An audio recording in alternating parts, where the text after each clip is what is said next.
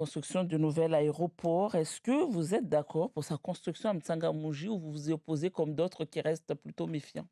Non, moi je m'y oppose formellement et j'exprime ma solidarité à l'endroit de mes collègues Daniel Zedani et Maïmounati de Petite Terre, qui sont eux-mêmes hostiles, pas simplement parce qu'ils sont les représentants du canton où pourrait avoir lieu la construction prolongement, mais simplement pour des raisons évidentes d'économie et d'économie d'espace.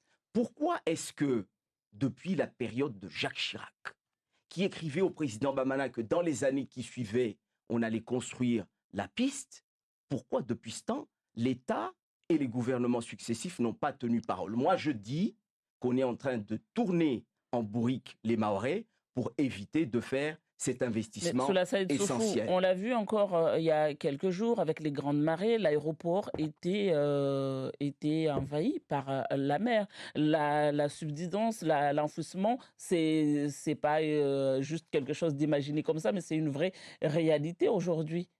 Madame, il n'y a pas de pays où on a le plus de difficultés que dans les pays du sud-est asiatique. En Indonésie, vous avez une situation 1000 fois plus difficile que les rares soubresauts volcaniques que nous avons ici. Et pourtant, on a des aéroports en bordure de mer.